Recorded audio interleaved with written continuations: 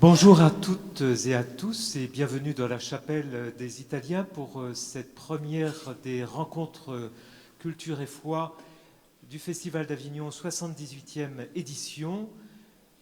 Rencontre où nous avons la joie d'accueillir Angelica Lidl. Bienvenue.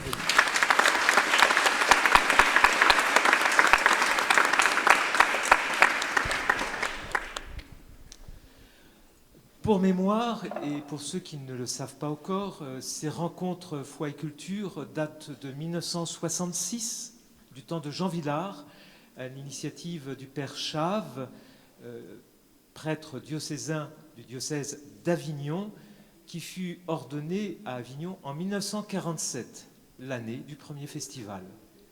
Et à partir de cette année, il a suivi régulièrement toutes les éditions, et avec la complicité de Jean Villard, a mis en place ces rencontres foi et culture qui ont permis et qui nous permettent encore aujourd'hui d'accueillir metteurs en scène, comédiennes, comédiens du HIN. Aujourd'hui, c'est Angelica Lidl. Le 9 juillet prochain, même jour, même heure, même lieu, c'est Boris Charmatz. Et ultérieurement, ce sera Noé Soulier.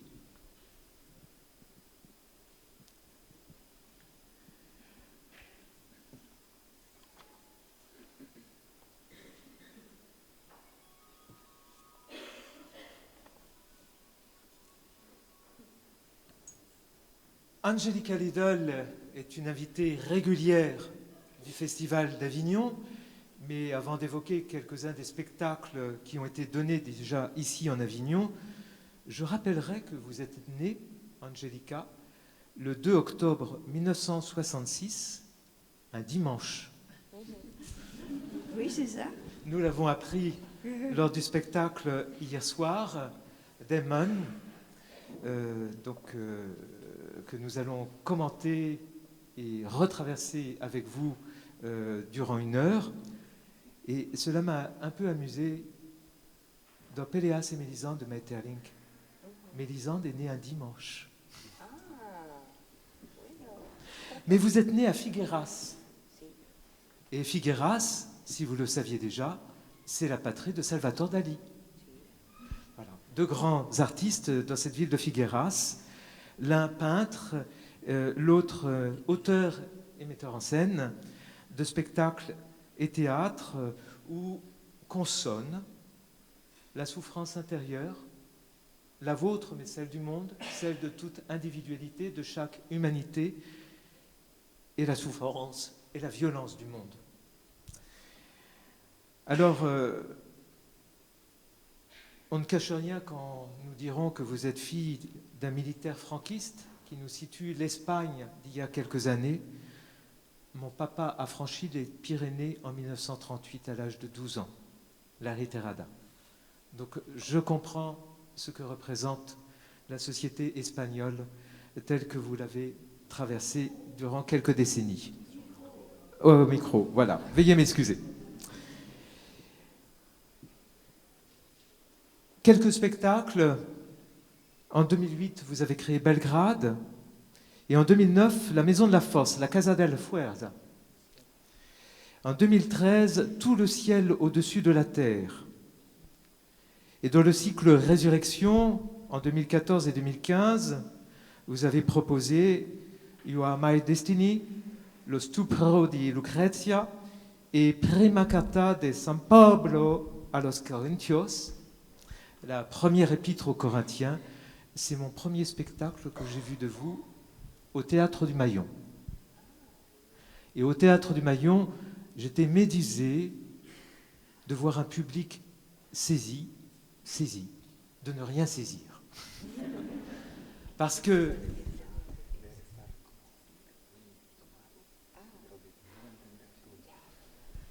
vous faites appel à tout un matériau littéraire, liturgique, qui n'est pas nécessairement d'emblée dans nos oreilles, mais merveilleusement retranscrit avec votre interprétation. Merci. Heureusement que j'ai un socius. En 2019, vous avez créé The Scarlet Letter, d'après Nathaniel Attenborough. Et en 2021, beaucoup d'entre nous ont vu Liebestod, ici au Festival d'Avignon. L'odeur du sang ne me quitte pas des yeux. Et cette année, il y a quelques jours, vous avez créé en cours d'honneur, en ouverture des festivals, Daimon, les funérailles de Bergman.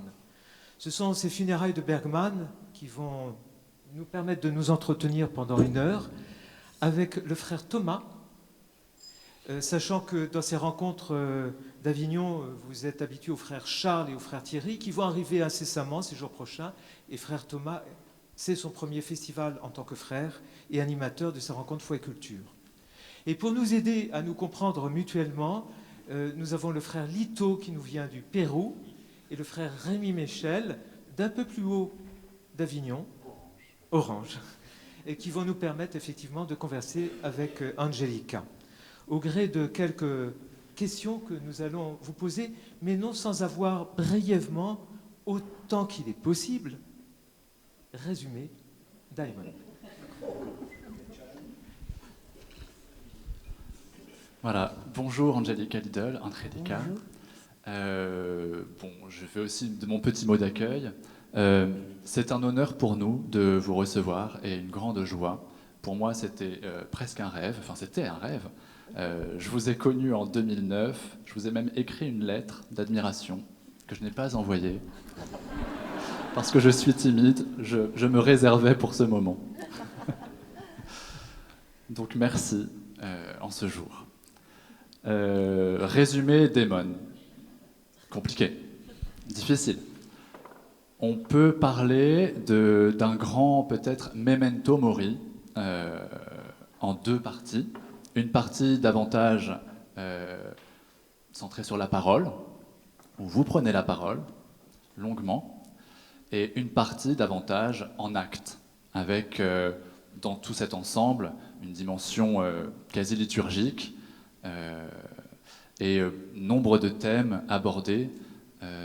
D'abord la déchéance des corps, la déchéance mentale, l'humiliation, dont hier soir il a été beaucoup question, avec des réponses apportées, spectacle après spectacle, et la mort, bien sûr. Il est aussi question beaucoup de péché, mais aussi d'espérance et de pardon, et il est question de solitude et de communion. C'est ce que nous y avons vu, c'est ce que vous nous avez offert, et je vous promets qu'on va vous laisser parler un petit peu.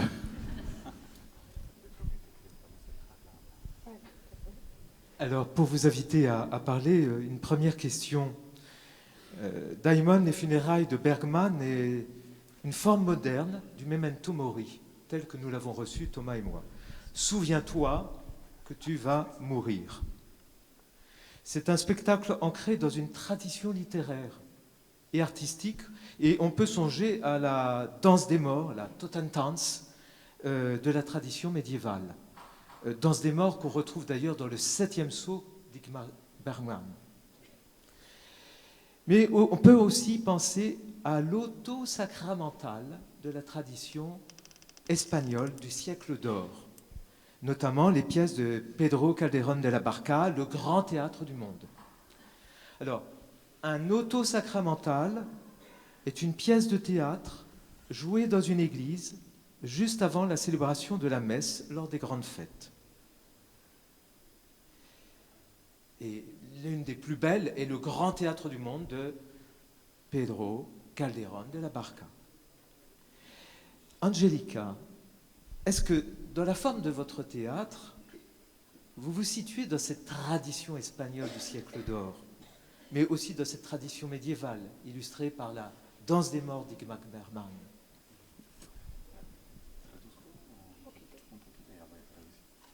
Pero creo que he entendido, ¿eh?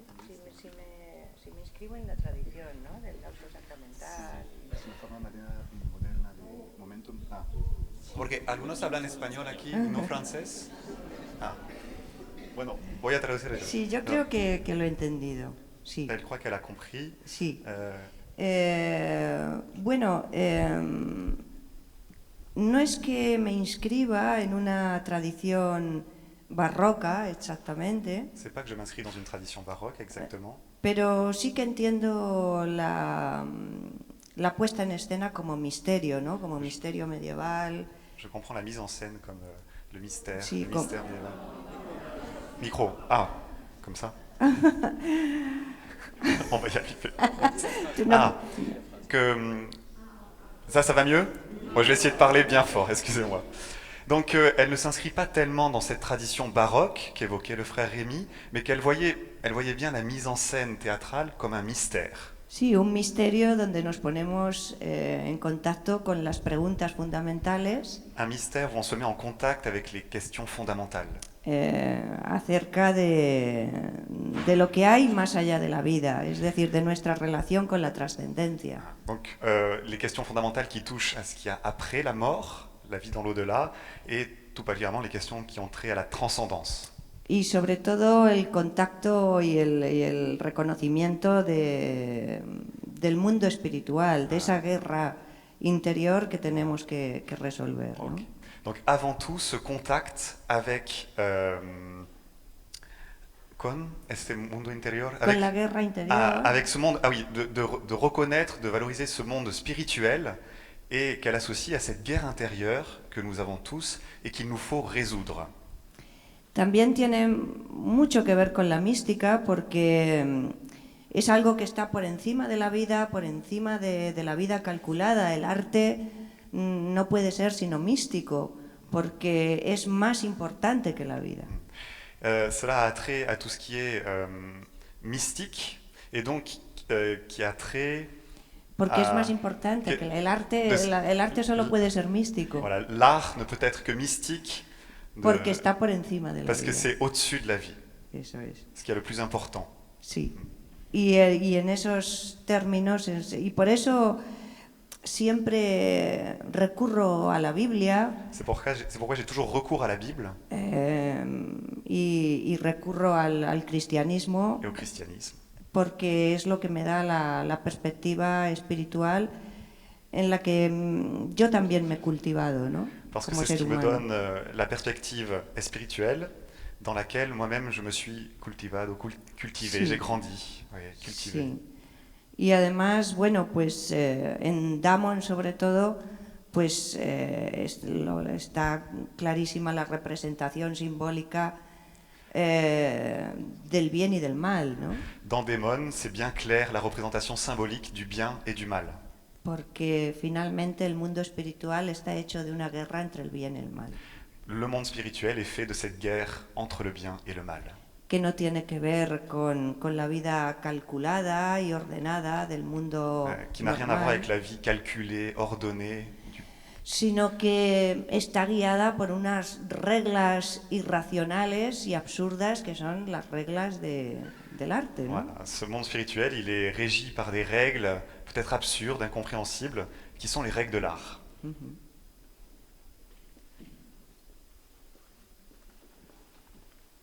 Quand vous parlez d'un mystique, d'un monde élevé, je ne peux m'empêcher de penser à saint Augustin qui, commentant donc l'évangile de Luc, commente ce petit mot « duc in altum », va en eau profonde.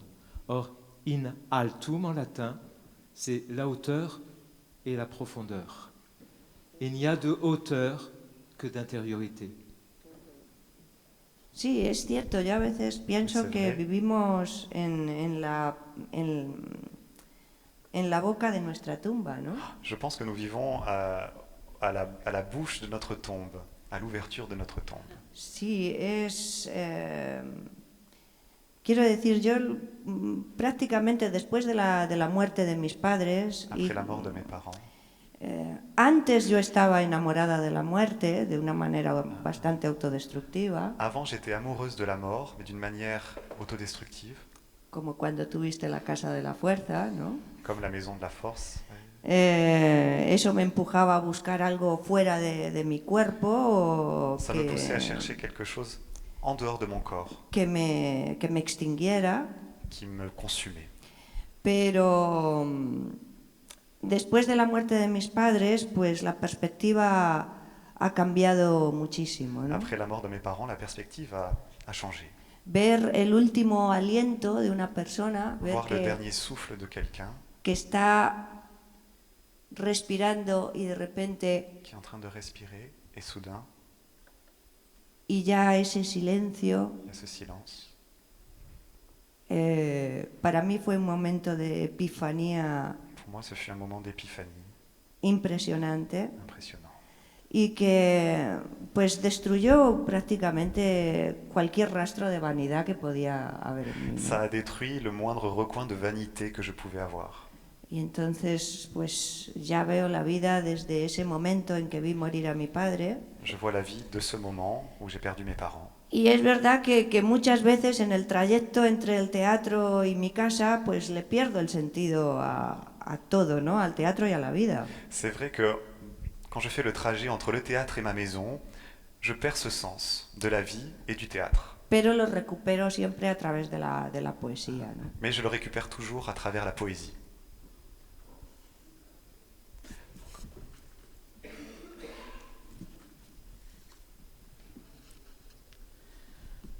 Daimon parle d'emblée d'humiliation, de déchéance et de la mort. Au risque de choquer, vous situez cette déchéance dans la déjection. Mais n'est-ce pas la réalité que l'on vit dans une agonie à l'hôpital? C'est ce que vous venez d'évoquer. Personnellement, j'étais très ému hier soir. J'ai accompagné ma maman pendant le Covid, tout seul, à domicile, jusqu'à la fin, sans aide-soignant, sans personne. Deuxième récidive de cancer et refus d'hospitalisation. Et je sais ce que c'est faire le lit tout le temps à cause de la déjection. Je sais et je consonne à ce qu'est la déchéance. Alors, ma question d'humiliation, d'échéance et de la mort, quelle est cette mort que l'on vit toujours, selon les mots que nous avons entendus hier soir en cours d'honneur? N'est-ce pas cette humiliation et cette déchéance qui touche notre intimité?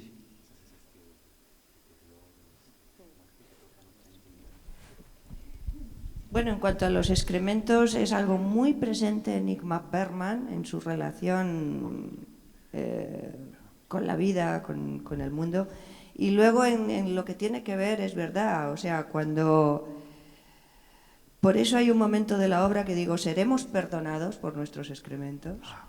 Alors, les excréments sont très présents dans l'œuvre de Bergman, et donc c'est vrai que dans ma pièce, ça y est. Et je dis à un moment, nous serons pardonnés pour nos excréments. Hay una cita bíblica también, Hay citación bíblica. Nuestros pecados se lavan con sangre, ¿no? La sangre del cordero nos hace blancos, ¿no? Nos péchés seront lavés dans le sang, et c'est l'agneau pascal qui nous rend blancs. Pero yo me preguntaba, después de haber tenido ese contacto con los últimos excrementos de mi padre, yo me preguntaba si nuestros pecados, en vez de ser lavados con sangre, no serían lavados con excrementos, ¿no? D'accord. Alors après avoir vraiment lavé, vu les derniers excréments de mes parents, je me suis demandé si nos péchés ne seraient pas lavés, seraient lavés non pas avec du sang, mais avec des excréments. Entonces, bueno, puedo entender perfectamente y creo que solo los que hemos pasado por ahí, por ver la extinción de un ser humano para convertirse en otra cosa, creo que solamente lo podemos ver desde esa perspectiva. La gente lo ve como una provocación, un escándalo, quiero provocar la mierda. No, es una cosa que tiene que ver bastante más con lo espiritual, ¿no? J'entends ce que vous dites et seuls peuvent comprendre un peu ceux qui sont passés par là, de voir ces derniers moments. Et beaucoup pensent que c'est une provocation, la merde, etc. Eh bien, non, lorsqu'on passe par là, il y a quelque chose de spirituel là-dedans, mais qui ne peut être expérimenté. Y luego en cuanto a la muerte, toujours, ¿no? Quand est-ce que je vais mourir? Quand est-ce Toujours. Bueno, pues esto es una cita de la flauta mágica de Mozart. Flûte magique, la flûte enchantée de Mozart. C'est une citation de la flûte enchantée de Mozart. La flauta mágica de Mozart es la obra que más alegría le había proporcionado a Ingmar Bergman, Oui. rodar la flauta mágica. Jouer la flûte enchantée, c'est ce qui enchantait le plus Bergman. Sí, él ha grabado él ha hecho una película sobre la Il a flauta fait mágica. un film sur la flûte enchantée. Y luego también en La Hora del Lobo aparece un fragmento, así un teatrito, donde se escucha la flauta mágica y es el único momento en que los actores se quedan tranquilos. Dans L'heure du loup, c'est un film de Bergman. La Hora del Lobo, Dans no sé L'heure du cómo se loup, dice il y a en un francés. petit moment où on entend la flûte enchantée et c'est le seul moment où les acteurs sont un peu tranquilles. Sí, se calman y recuperan el contacto con Ils se calment la serenidad. et ils récupèrent le contact avec la sérénité. Y ese momento es el momento de la flauta mágica que dice, ¿cuándo voy a morir? Y le contestan, siempre, siempre. Y estas dos frases obsesionaron a Bergman durante toda su vida, porque durante toda su vida tuvo conciencia de que Il va mourir. morimos siempre. Donc ce moment de la flûte enchantée où on dit quand est-ce que je vais mourir, toujours, toujours, ce sont les deux phrases qui ont obsédé Bergman toute sa vie, et avec cette idée que quand est-ce que nous mourrons toujours, toujours. Sí, estamos muriendo siempre. Y Nous sommes en train de mourir. Oui. hay un momento en que yo me quedo en silencio hablando del tiempo y el teatro es tiempo y el tiempo mata. Il y a un moment où je reste en silence et je pense au temps, et le théâtre c'est du temps, et le temps tue. Mi idea era decir, si nos quedamos todos en silencio y sentimos el tiempo, Mon idée c'est de dire que si nous restons tous en silence, en pensant au temps,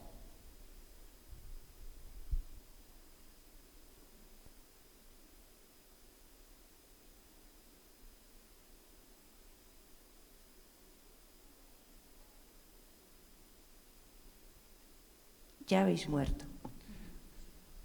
il y a... Ya habéis muerto. Vous êtes déjà mort. Enfin, vous êtes en train de mourir. Vous êtes déjà mort. Je sais pas comment. Este tiempo no lo vais a recuperar ya jamás. Ce temps, vous ne le récupérerez jamais. Vamos a morir siempre. Nous allons mourir toujours. Y el que no ve la vida desde esa perspectiva, la verdad es que no es muy listo. Celui qui ne voit pas la vie de cet angle-là, il n'est pas très malin, pas très intelligent. Sí.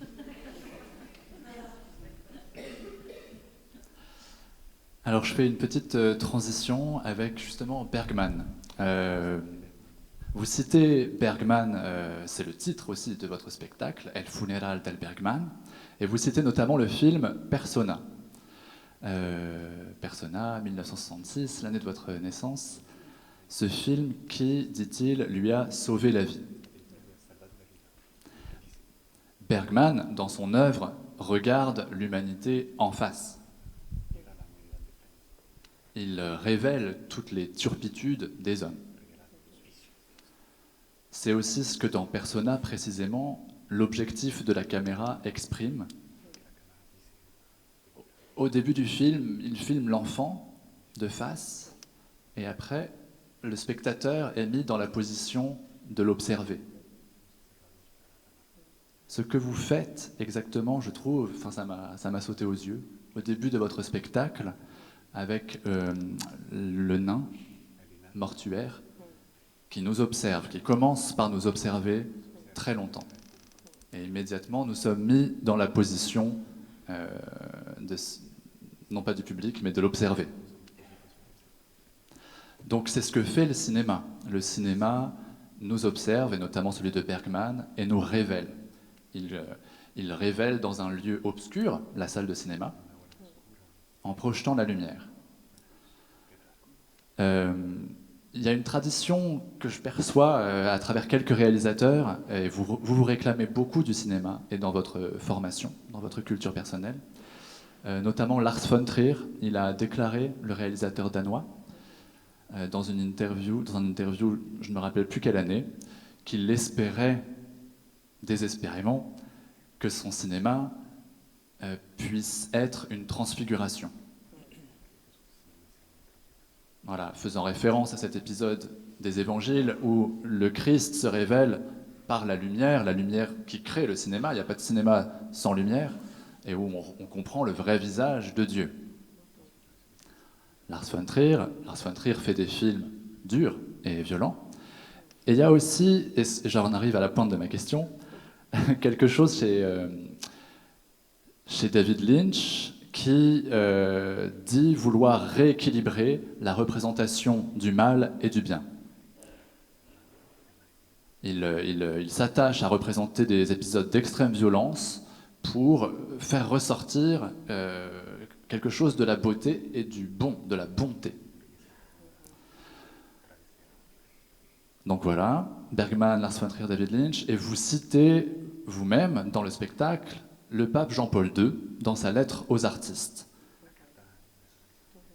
qui encourage les artistes à créer, et vous l'avez mentionné à l'instant, des épiphanies de beauté, pour révéler quelque chose du visage de Dieu.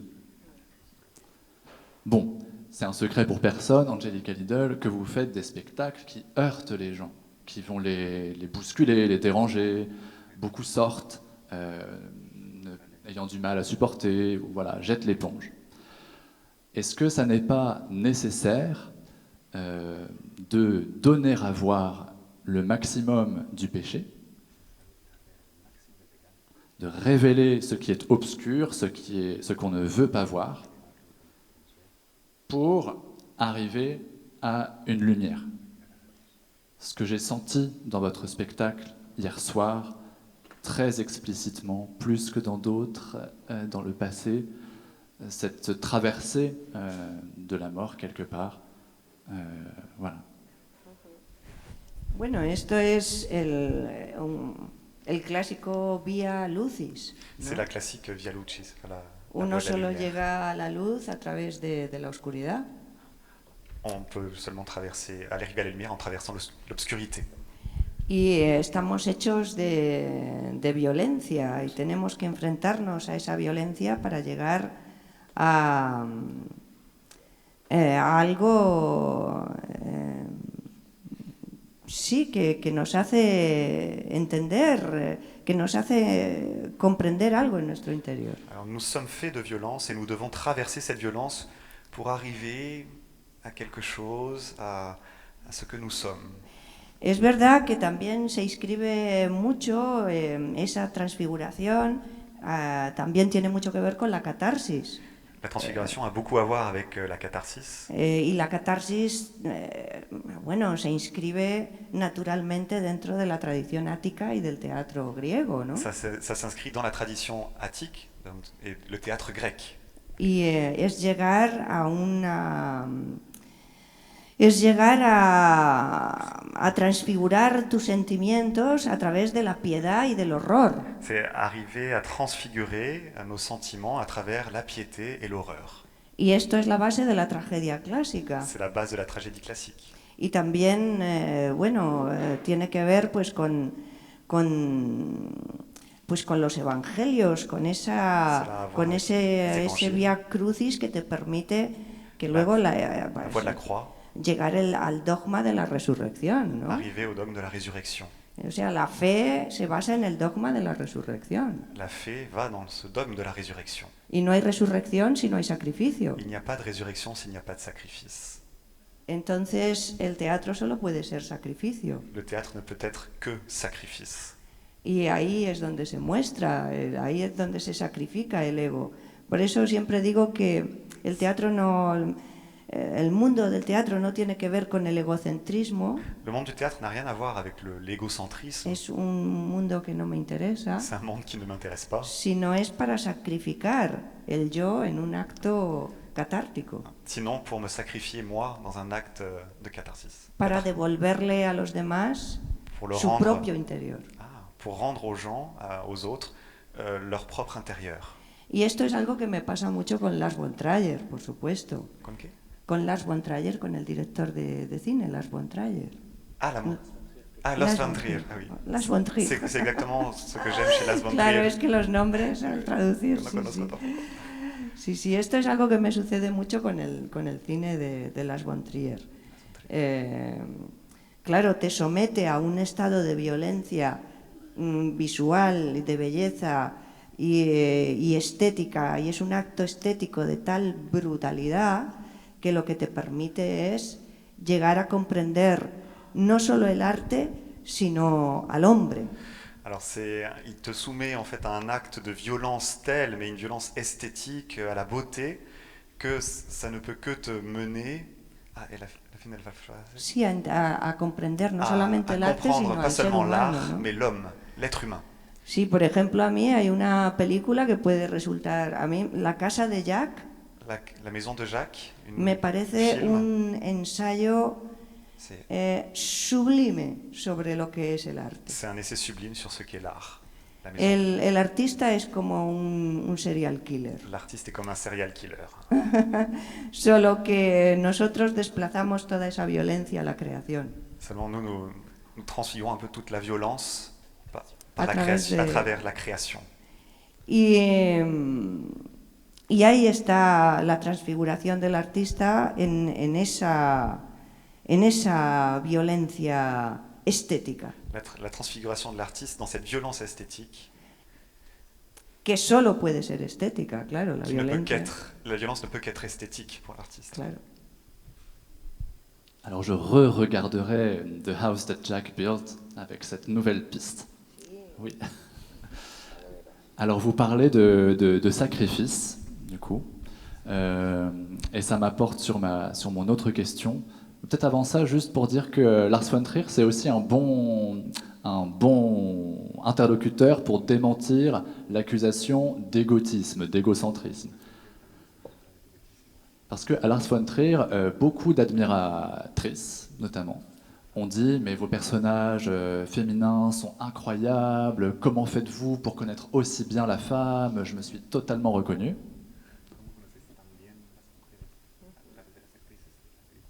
Et il répond bah, « n'importe quoi, c'est moi que j'ai mis dans les films. » Et donc on voit bien que mettre soi dans un spectacle, ça n'est pas pour ramener à soi, mais que ça ouvre aux autres. Bon. Bueno, solo a notar que a Ingmar Bergman le pasaba lo mismo. À Bergman, c'était la même chose. Il lui passait la même chose. Ingmar, en Gritos y susurros, que no sé cómo se llama. Cris et murmures de Bergman. Cris et chuchotements. Sí. El personaje que hace Ingrid Tullin, o sea, él en sus diarios, Ingmar Bergman en sus diarios escribe Bergman, ¿Quién dans son soy intime, yo? ¿Quién de las qui cuatro suis-je? mujeres? Qui suis-je des 4 femmes de ce film? Y él va describiéndose en cada mujer. Él es Décrit una de chaque cada femme. 4 mujeres Il est une des 4. y al Chacune final des 4. elige a Ingrid Tullin. Et finalement, il choisit Ingrid Tullin, a la actriz que interpreta. Ah, donc finalement, il choisit Ingrid Tullin Sí, para mostrar su propio espíritu. pour montrer son propre esprit. Él siempre se muestra a través de las mujeres en sus películas. Todas sus mujeres son él. Bergman se montre toujours à travers les femmes de ses films. Toutes ces femmes sont lui. Y esta mujer que se automutila en gritos y susurros con Et cristales, cette femme qui se mutile avec du verre dans cris et murmures, que es la chuchotements, que grita, la que es Celle qui crie. la más atormentada la de plus todas, dérangée, la plus tourmentée, la más reprimida, la plus réprimée, pues esta mujer elle. es Ingmar Bergman. c'est Bergman, cette femme-là. Es como Lars von Trier. Et c'est comme Lars von Trier. Merci beaucoup. Dernière petite question justement sur sacrifice. Donc vous parlez beaucoup du théâtre comme sacrifice. La solitude hante votre travail. Vous nous révélez que l'humanité est comme une grande massa damnata. Je ne sais pas si vous connaissez ce thème de Saint-Augustin. Moi, j'y ai beaucoup pensé hier soir, la massa damnata. Nous sommes comme un grand corps où nous nous ressemblons, nous nous trahissons, nous nous damnons. Mais au sein de cette masse, chacun reste seul, malgré son désir de vie, et seul jusque dans la mort, parce qu'on meurt seul. Mais ces funérailles de Bergman ne sont pas seulement des funérailles, à mon sens. Vous nous offrez aussi, sur scène, très explicitement, un moment de communion. Et peut-être même de mariage. Vous faites une demande. Il y a un désir de communion et de mariage, et un véritable espoir de possibilité de ça. Cet espoir réel, me semble-t-il, est un peu neuf, un peu nouveau dans votre travail. Pas complètement. Moi, j'ai déjà vu beaucoup, j'y croyais. Alors, c'est ma question. Est-ce que cette espérance de la possibilité d'une communion, parce que le sacrifice, c'est non seulement la rédemption, mais aussi la communion, le sacrifice de la messe, est-ce que cette espérance prend une nouvelle importance dans votre travail?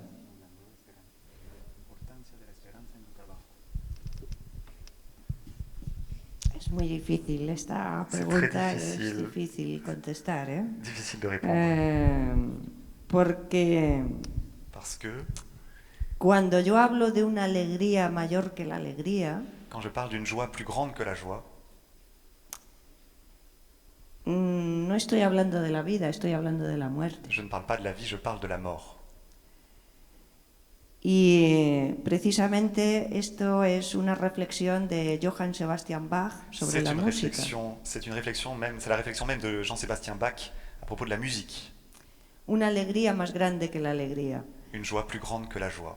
La última partitura que suena, la última música que suena cuando el ataúd se queda vacío, La dernière musique qui reste cuando ya se queda el escenario vacío, ah oui, à la fin, quand la scène reste vide et qu'il y a une musique, con el ataúd, es la pieza Jesús es mi alegría. ah, c'est la pièce de Jésus, ma joie, Jésus est ma joie, de Jean-Sébastien Bach. Entonces ahí se está uniendo el sacrificio cristiano Là s'unit le sacrifice chrétien con ese deseo de muerte, avec ce désir de mort, que es la alegría más grande que la alegría. qui est la joie plus grande que la joie. De hecho, cuando Perfecto. ella se va, se pega un tiro en la frente. Quand elle s'en va, elle se tire une balle dans la tête. Y esa es la esperanza. Et ça, c'est l'espérance. Et j'ai cru que vous ne reviendriez pas sur scène. J'avais peur que le spectacle se termine réellement sans personne. Ya. Sí. En français, on dit, pour revenir sur scène à la fin du spectacle, le salut, les saluts. Alors je me demandais s'il n'y avait pas une espèce de clin d'œil à ça. À la fin, on se tire une balle dans la tête et il y a un suspense. Bueno, hay un juego de niños que se llama Quieto, Y a un jeu muere, d'enfant. resucita. Ah, un jeu d'enfant qui est calme, meurt, ressuscite. Quieto, muere, Muere. resucita.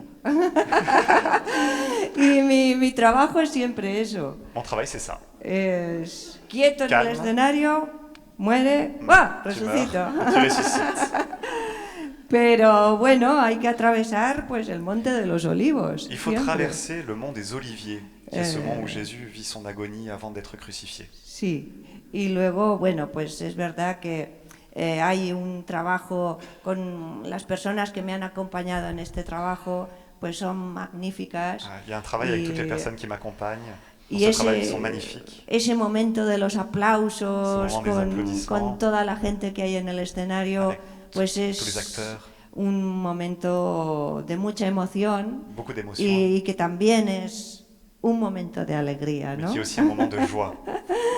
Entonces, claro que sí, es ese final Ce final, que bueno, que también tiene que ver con el pecado, ¿no? Porque ce final a aussi à voir avec le péché. es la canción de Pet Shop Boys. It's a sin, it's a sin, It's a it's a sin. sin. La canción Sí, de de Pet Shop Boys. Pet Shop Boys, la chanson de Pet Shop Boys dit ça. Se titula It's a Sin. It's a sin, c'est un péché. Es un pecado, somos pecadores. Nous sommes des pécheurs. Claro, somos pecadores. Bien sûr, nous sommes des Y pécheurs. salimos todos a mostrarnos pues con ese mundo interior, con este cuerpo que está que no está preparado para la vida. Ok. Nous nous montrons tous avec ce monde intérieur et ce corps qui n'est pas prêt pour la vie. Angelica, nous vous avons interviewé, mais parmi vous, l'un ou l'autre aimerait vous poser une question. Donc, vous levez la main. Je ne sais pas si le fil arrivera jusqu'à là où vous vous trouvez. Donc, si ce n'est pas le cas, je vous demanderai d'avancer. Donc, la première personne.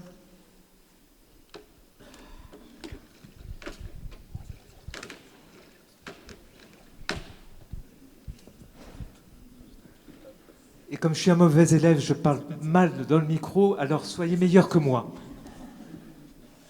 Bonjour Angelica, bonjour les frères. Bonjour. Une toute petite phrase préliminaire avant ma question sur le temps. Le temps, c'est la mort, avez-vous dit. Marguerite Yourcenar a une très belle parole. Le temps, ce grand sculpteur. Ma question. Vous avez dit à un journaliste, parce que je l'ai lu, que le théâtre devrait se transformer en église et que le théâtre devrait avoir l'importance de la religion. Qu'est-ce qu'une église pour vous? Bueno, hay dos iglesias. Il y a deux églises. Es la iglesia que yo he conocido Il y a desde mi infancia, l'église que j'ai connue depuis mon enfance, que bueno, para mí sigue siendo un refugio. qui reste un refuge pour moi, cette église de mon enfance. He pasado también, le hablaba a los hermanos Je disais aux frères que estuve pasando un tiempo también con los que carmelitas. j'ai passé ¿no? du temps avec les carmélites. Eso dans fue un monastère. una experiencia de sacrificio maravillosa, en silencio. J'ai fait une expérience de sacrifice merveilleux dans le silence. Todos hacíamos todo el libro de las horas, ¿no? Nous Todos los faisons rezos. tout le livre des heures, donc les offices. Y verdaderamente esa iglesia sí que me devuelve a las esencias, a las preguntas fundamentales, al interior. Y me Cette église olvido me de ramène todo. à l'essence, au monde intérieur, aux questions fondamentales. Sí, y eso es muy Et importante. c'est très important. Y además, bueno, es que mi educación es cristiana. O sea, Mon éducation est chrétienne. Y luego, por otra parte, considero mi cuerpo como una iglesia. Et d'autre part, je considère mon corps comme une église. Cuando yo salgo al escenario, mi cuerpo es sacrificial. Quand je vais sur la scène, mon corps est sacrificiel. Y espero siempre que esa fuerza de la religión Et j'espère toujours que cette force de la religion pueda transmitirse, ¿no? puisse se transmettre. Cuando hablo de la fuerza de la religión, hablo de lo sagrado. Quand je parle de la force de la religion, je parle du sacré. Cuando los actores entran a la escena y besan el suelo, Quand les acteurs entrent sur la scène et embrassent le sol, que es la obertura de la c'est pieza, l'ouverture de la pièce, es que para mí la cour es un sitio sagrado, c'est que pour moi, la cour des papes, est un lieu sacré. pero sagrado con todas sus consecuencias. Es decir, hay que trabajar en un sitio sagrado y lo sagrado es religioso. Ouais, donc c'est sacré, mais avec toutes les conséquences. Et donc, si je travaille sur un lieu sacré, eh bien, je dois agir Sí, avec le sacré doit être religieux. sí. Entonces sí que quiero trabajar con ese sentimiento, ¿no? Je veux travailler avec ce sentiment. Y había un propósito que yo no sé si se ha cumplido, que era transformar la cour en una gran iglesia donde estuviera el funeral de Bergman. Elle avait une idée, elle ne sait pas si ça s'est vraiment accompli, mais c'était de transformer toute cette cour en une église. Y así que había ese propósito, poner ese funeral frente al espectador que en ese momento se convertía en feligrés. ¿En feligrés? Sí. Claro. ¿Qué es feligrés? Feligrés es... Cosa es Et le but, es- c'est que face aux funérailles, Si. elle croyant, que Si. face aux funérailles de Bergman, son but, c'est que les spectateurs, le public, se transforment en croyants. en homme de foi. No tanto en creyentes, Ah, sí, en no- no creyentes sé por qué es supuesto, feligres. sí. Feligres es el que va a la iglesia Ah, en pratiquant. Sí. Ceux qui vont aller... En fidèle. Fidèle. Fidel. Fidèle. Ok, d'accord. On a trouvé la parole. Désolé pour mon Finalement. espagnol. Lo siento. Sí, Fidèle. bueno, es una palabra difícil, complicada, pero sí era que el espectador dejara de ser espectador Que le spectateur arrête d'être spectateur. y se enfrentara a su propio final, a su propia muerte a través del funeral. Et qu'il se confronte à sa propre fin, à sa propre mort à travers ses funérailles. Sí. Entonces, bueno, sí, la iglesia, ahí está el sentido de lo que significa la Voilà la ce que iglesia, signifie ¿no? En l'Église, nuestro- ces deux côtés, l'Église de son enfance. Et... Gracias a ti. Merci. Bonjour. Bonjour. Merci pour vos spectacles, merci pour Damon. Dans deux de vos précédentes créations, Liebe Stadt et Terre Brente, vous avez crédité dans les génériques du spectacle un esprit, Palestina de los Reyes. Ma question est, aujourd'hui, dans vos spectacles précédents, vous ne l'avez pas crédité. Où est-elle? Et l'avez-vous laissée dans Vaudou? Merci beaucoup. Ay, no entiendo esto. C'est crédité un esprit. Qu'est-ce qui a été crédité? Ah, un espíritu je- en el Liebestod. son micro.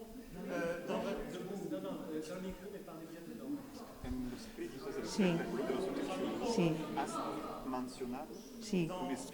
Ah, sí, sí, sí. précédentes créations, vous Si. avez crédité un esprit, Palestina de los Reyes. Sí. Et dans vos spectacles d'après, Caridad Si. et Vaudou, vous ne l'avez plus crédité. Où est-elle? Et l'avez-vous laissée dans Vaudou?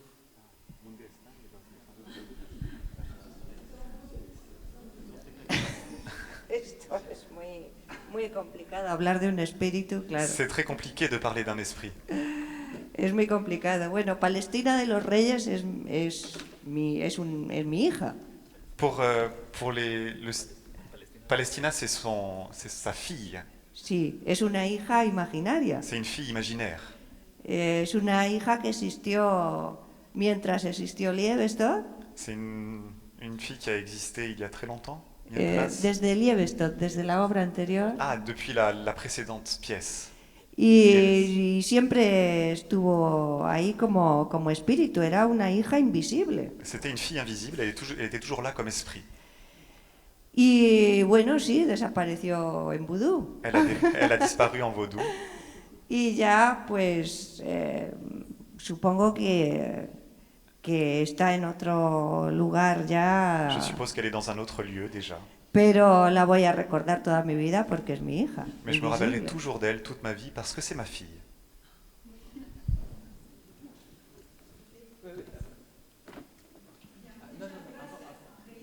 Gracias.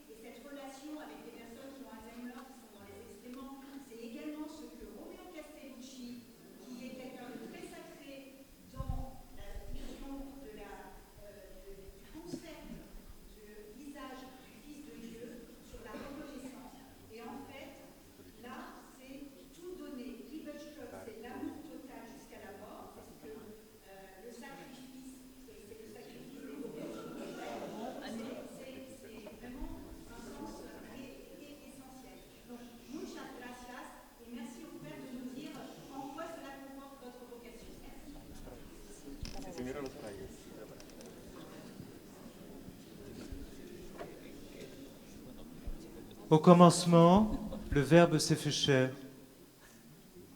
Permets-moi de le réinterpréter, cet évangile de Jean. L'incarnation, c'est la solitude absolue. On l'a évoqué avec la mort. Le Verbe s'est fait solitude. Il s'est exilé parmi nous pour que nous devenions un avec le Père. Vous entendez peut-être résonner ce que vous avez vu et entendu hier soir. Et pour moi, je vous suis reconnaissant de me rappeler cette importance et cette inéluctabilité de la mort.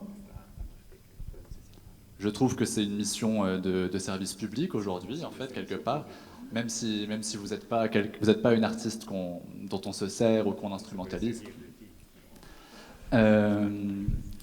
Qu'est-ce que je voulais dire aussi? Oui, ce qui me conforte beaucoup dans ma vocation, grâce à Angelica Lidl, c'est son rapport à la parole. Quand je vais à son spectacle, je sais que je ne vais pas entendre des mensonges, je sais que je vais entendre la vérité quelque part. La devise de notre ordre, c'est Veritas. Ce rapport public à une proclamation de la parole m'importe. Je suis reconnaissant que vous le fassiez. Et pour moi, vous complétez quelque part une prédication qui parfois manque dans la société, entre nous aussi, sur le réel, quoi. Voilà.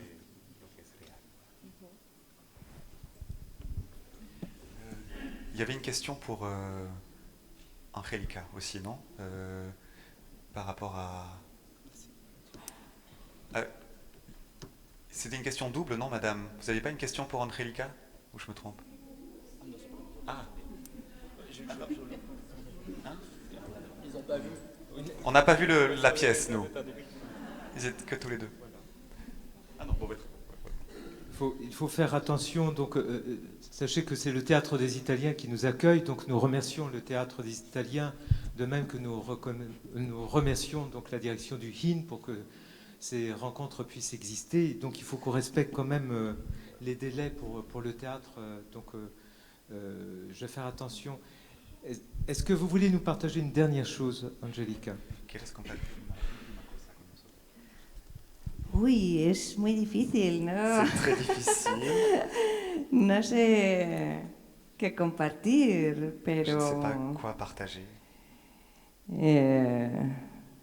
No sé. Je ne sais pas.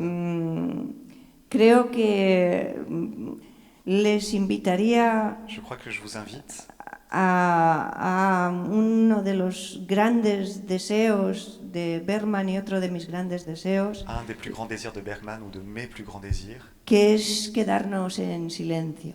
c'est de rester ensemble en silence. El silencio, que devolverle el poder al silencio. De rendre le pouvoir au silence. Y muchas gracias. Et merci beaucoup.